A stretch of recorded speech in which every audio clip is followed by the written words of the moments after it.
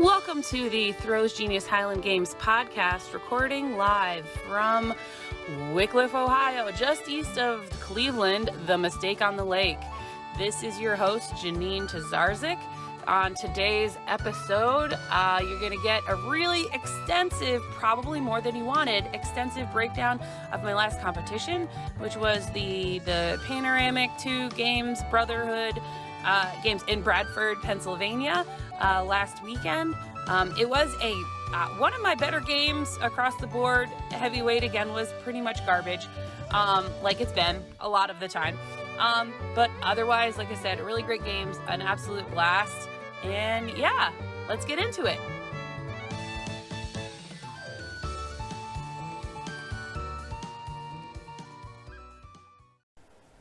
All right, so first things first, I wanted to talk about the games that I threw at this past weekend. I was in Bradford, PA at the Brotherhood Pandemic 2.0 Highland Games, I think is what it's called. I probably have the name. No, it's the Brotherhood Pandemic Games 2. There you go. And we had a full games. It's Steve, oh, why am I blanking on his name? Holy smokes. Steve Cornelius was the athletic director. He did a fantastic job. This was the second year of the games there, him hosting it. And he had a couple of vendors. There was food. The wood-fired pizza was there again. And again, it did not disappoint. It was absolutely delicious. It was like $10 for, fresh wood-fired pizza right out there on the field. Oh, chef's kiss. Delicious. And one of the highlights for me, one of the things I thought was so cool was that we had enough women registered. I believe open women was the biggest class. There were so many women registered that we actually split into an A and a B section. And that was something that Steve, I don't think, had been anticipating. And so he had enough awards for all the classes as it was. And then when he split the women into an A and a B, he wasn't going to have an award. And so when I was down in Tennessee the last weekend before, I was aware of this. I picked up this handmade axe and donated that as a gift to give to the winner of the B class. Because it really stinks to not be getting an award. So I did that. And then Kirsty Corder and Jason Corder, they're the athletic directors for the Covenanter Highland Games coming up in September. And they had a couple extra awards that they had gotten made that didn't have the label on them or anything yet. So they donated those as prizes as well. And so, top 3 finishers in the women's B all got awards, which I thought was really, really cool. And I am really hoping that in the future, we're going to see more games in our area where the open women have so many people signed up for it. And yeah, so that's overall. And it was just gosh, I just love throwing with that group, the group of throwers that were there. Seriously, some of the most fun that I have at any games is with this group. I say the group of women because, I'm hanging out with the women all day long primarily that I'm throwing with. But overall, the whole group really, really, solid peeps. Most of them. Solid peeps. Yeah, I just said that out loud on my podcast. It's all right. And I'm also live streaming. So I'm live streaming on TikTok right now and also live streaming on YouTube. And so shameless plug right now. If you've not yet subscribed to my YouTube channel, it's JanineThrows. I'm JanineThrows on everything. Everywhere you can find me on the socials, medias, and on the internet. JanineThrows. Also, if you do not follow me yet on TikTok, go follow me there. Although the reality is that if you are listening to this, you probably found me on TikTok. So yeah. So anyway, let me circle back. So the games, let's go back to, I wanted to do a really a full breakdown of the games and how it went for myself for the throwing. So, I am a big nerd and I keep a spreadsheet. So I keep not just a spreadsheet. No, friends. I keep a Google sheet. And I have all of the 43 games, I think 43 or 44 games that I've competed in since I started competing in the Highland Games in May of 2017. I have all of my marks from all of those games recorded and all of my finishes. So that's fun. And I have it color coded too. So I can at a quick glance see, note trends, mostly upward trends.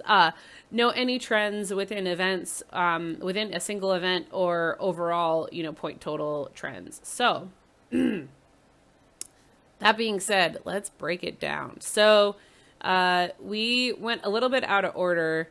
Let me think about how we went through the order. So we started with caber. The caber, oh gosh, what were the metrics on the caber? I am not sure what the metrics were on the caber off the top of my head, but for me, it was a relatively easy caber. Especially compared to the one that we had to try to turn at the Smoky Mountain Games in Maryville, Tennessee, the weekend before. It was a challenge. I'm trying to pull up the results on NASGA right now. So this is some really riveting podcasting that you guys are listening to right now, is me pulling up information. Okay, they didn't enter the stats on the caber into NASGA, but it was relatively, like I said, relatively easy. However, I did pull a 12 on all of mine, on all of my attempts. Because again, ADHD had a little bit of a kink in it. And it was actually pretty cool. Like, Haley, Gout and I, we tied on our top two attempts were tied. I think we both had a 12 o'clock and then like a 12:10, and then I had like a 12:30 or something, and she had like a 12:20. So this is where a point for all of you more developmental throwers or even your more developmental throwers who have not developed this this approach or this attitude. Save all of your throws, because you never know. Like, yeah, it's incredibly rare that an event is going to come down, you're going to tie your best throw, and that your second best throw is going to be a tie, and then it's going to come to the third best throw. But you know what? It is way more worthwhile from my point of view to save all three throws, even if your third one is an absolute garbage throw in your mind, because you never know if it's going to come down to somebody else having a foul and you having a garbage mark being the tiebreaker in an event. So anyway, so that's my POV on the throwing events and saving all your throws. And I would say if there are any shot put discus throwers, track and field, kind of like conventional throwers, any other throwers out there in track and field, save all your throws. Again, you never know. So that was caber, and then we went to the stones. We went to Braemar, and then open, because that's what you do. You do the heavy stone first, and then you do the light. And I had my seasonal best on the stone throw. It was like a 14-pound stone. It was pretty substantial. I went 31, 2.5, which is my best on the year. My best last weekend, I threw 30 feet 10. So it wasn't a huge jump, but it was a better throw for me. And then we went on to open stone. And I'm looking at it right now. This was close. It was a very good throw for me. I went 36, 7.5. A couple weeks ago at the Hilltop Games, I went 37 feet even. So I was a couple inches off of that. But again, like, I think the story for me so far this season has been mostly consistent. And overall, that's like my MO in the Highland Games in general, is like, I want to be consistent. I love having breakthrough performances. And also I want to be consistent. Okay, moving on. Then I believe we went to the weights next. And heavyweight felt off again. I don't know. I worked on weights in practice yesterday, so hopefully the weights will come together. Although I mostly focused on like the 14-pound weight, but the light weight. But we'll see. Maybe that'll help my heavyweight too. And I do have a couple more practices before my next game. So I'm telling myself right now, I need to get out there and throw some more heavyweight. God, I really dislike the 28. The 21 I can handle. Like, I can really handle the 21. So like, I'm low key pretty stoked to be throwing in the Masters class, the Masters division, coming up in just a couple months. And throwing it at Worlds, because I can handle it. Like, I feel like I can make it do what I want it to do. The 28, man, it is a battle through the whole event. Anyway, I went 33, 10.5, 33 feet 10 and a half inches, which is better than like what I felt like was a garbage throw for me back at the Hilltop games. I threw 32 feet 6, but then last week I threw 37.11, so it was like 4 feet off of that. So like, and now let me also say, for any of you out there listening who are open women throwing in the Highland games and you are thinking that I should be happy for a 33, believe me, I understand where a 33, almost a 34 foot throw. I understand that is a very solid throw. But when you have thrown like I did last year in October, I hit 41 feet 10, like 33 feels like garbage relatively.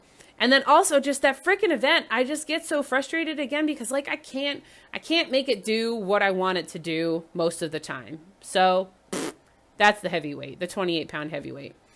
Then we went on to the lightweight for distance. This was exciting. This was a fun thing. Now, they only put in my throw in my best of the first 3 throws in the database. So 72, 6.5 went in there, which is not a personal record, but I went 75.7 on extras. For those of you who don't know, the individual who wins an event typically has an opportunity to take up to 3 additional, what they call bonus throws or extras. And this is to try to go for a personal record, field record, whatever, state record, world record, whatever. And I did hit a personal record, and I'm very, very excited about that because my last 3 games, I went 73.5 an inch, then I went 74 feet last week, and then going 75.7 this week. That was super exciting to see how lightweight is coming together. And that is an event that I have put a little bit of, a decent amount of time in during practices this year. So that's pretty cool. And then we went over to hammers. One of the things I really like about this field, the way that we've got it set up, was there's a big backstop. So I feel safe throwing hammer there, which is a very nice thing. Because I've had a hammer slip out of my hands and almost hit fans, and I've seen a hammer break and it go flying in one. Yeah, so I really appreciate it when we're able to throw on a field that has a cage or some kind of, fence, some kind of protection for the crowd. So I went 71 8.5 on heavy hammer, which was very, very strong. I went 73 feet last week, and my PR is like 74.7, I think. So within a couple of feet of that. So very stoked about that. And then light hammer, also very excited about that. I went 90 feet 6.5, and I went over 90 feet one time last year. Oh, at the Covenanter Highland Games, also in Pennsylvania. And the year before that is when I set my PR. I threw 92 feet 4. So within 2 feet of my personal record. Again, very excited about that. And particularly what I'm excited about is I was using I have a blade on one of my boots, and I was wearing the hammer blade. I was using that to hit that 90-foot throw. I really believe that with enough time and effort and practice, I am going to figure out how to make the hammer go farther with the blades than it goes without them. So I'm keeping the faith, or with blade singular. I wear a blade just on my left boot. So we'll see. And then we moseyed on to weight over bar. And I won the comp at 15 feet, and then I was allowed to take extras, but there's this funky thing where once you win, then you get to pick a single height to take your extra attempts at. Some places are a little more lax, and they'll let you keep moving the bar up. So you can once we cleared it at 15, I probably, honestly, if I had the option, I probably would have gone up to 16 and then gone up to 16.6. And then after clearing it, gone up to 17 or whatever. But that was not the case here. I had to pick one height, and it's interesting. There was a games that I did in Michigan in 2018 where I won the competition at 14 feet, I think. 14 feet. And then I had to pick what height to go for. And it's okay, do I pick a mark so it's not going to, in the database, it's not going to look like I sucked that games? Or do I pick a height like, do I legit go for a PR? Do I take polls and try to hit my PR and take a shot at that? So at this past games, there is a bit of strategy to like trying to hit marks in the net to get them entered into the NASGA database that are going to move you up the ranking. And I've cleared 16 feet so far this year. So like anything above that was going to add points to my total to move me up in the rankings. So my PR is 17, and I just didn't necessarily feel like I really had it in me to necessarily go above 17. So I asked to have the bar at 16.6. And I cleared it on my first attempt, and that I posted that video on TikTok, and, like I clear it. I probably peaked in front of the bar just a little bit. And so the weight kind of like tipped over the bar and kind of hit it on its way down. And so like a bunch of trolls are saying like, oh, like you said it was easy. 'Cause after I did it, I was like, oh, that was easy. I say that was easy, but like you barely cleared it. But like, yeah, but like I cleared it, right? I cleared it. And that is what matters. So that bumped up my score in the NASGA database. That's like 25 points, I think. And then they let me take a few extra pulls. I maxed out the standards. I think it went to 17.3. And I took some pulls there, but I didn't clear it. And then we went over sheaf. And I came in kind of early because it was like crazy windy that day, and I didn't want to no height. So I came in, I'm not totally sure, maybe at 20. And then once we hit 20 feet, when we hit 20 feet, we started going by twos. So I cleared all those heights. We got up to 26, and Katie Vaudrain, who's from in the Northeast, she's a teacher. She's a very, very strong, another strong women's open thrower. She and I both cleared 26. It was just us, and I think, and so then we opted to go to 28 because that would would have gotten her a PR, and that is what happened. She cleared 28, and she got herself a PR. And then we moved the bar up one more foot up to 29. And that's the video that, I've posted that video on TikTok as well. I cleared that 29. So that was a nice big jump for me point wise. Because the highest I'd cleared to that point was 26. I cleared that at the Hilltop Games. So yeah, and it felt like I was really grooving there. Some things that I've been starting to put together technically in some of the events. For the lightweight for distance, one of the things that I feel like I'm starting to do really well is keep the implement relatively low right up until the finish. Like I have a real tendency on both of my weights for distance to get the implement up high on my first turn. And then, so the high point is higher than I want it to be on my first turn, and then it's lower than I want it to be on my second turn, which makes for a really low finish, a really ugly finish. And what I've been really working on, especially for the lightweight for distance, is keeping it low and really pushing it out to my right side. I'm a right-handed thrower. Really pushing it out to the right, and then on that finish, really cranking up through the end of it, really like getting up tall. And it's honestly, the way it's been flying lately, it is finally starting to feel like the discus feels, like a discus finish. And actually on that throw, that's my PR. Like I don't quite reverse, but I have to step through with my right leg, step up with it a bit. And I think that's indicative of the amount of power that I had on it.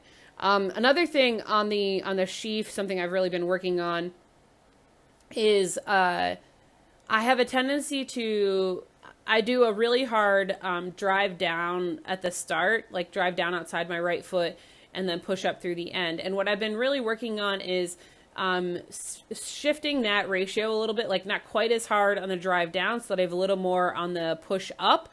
And the bag's really been flying in practices. So I'm excited to keep working on that in practice and see what happens in the games this year.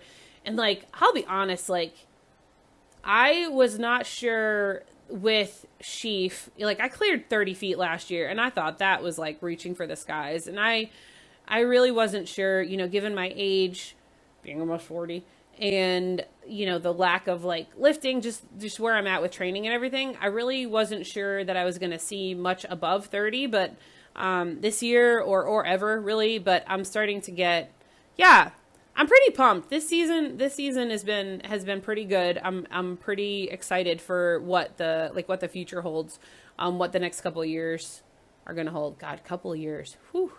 Yeah, the next couple of years. Especially, like, I really didn't think that I was going to be as excited to drop down to the 21 when I hit Masters as I really am. But, like, I can really see how being able to throw a lighter implement can really contribute to a Masters athlete's longevity in the sport. So, like, I really thought for a while that I was, like, only going to compete open after I turned 40. Other than like Masters Worlds, but I really think I'm probably going to throw, like, I apologize to all you Masters throwers out there who are probably not stoked about me moving up to your age division. But yeah, that 21 is hard to turn down. It is pretty sweet compared to the 28. So, whew, that was quite let me see where we're at on the recording. That's like 20 minutes of a breakdown. So there you go. So that's the games. And yeah. And now a word from our sponsors or something. We don't have any sponsors. But now here's a word.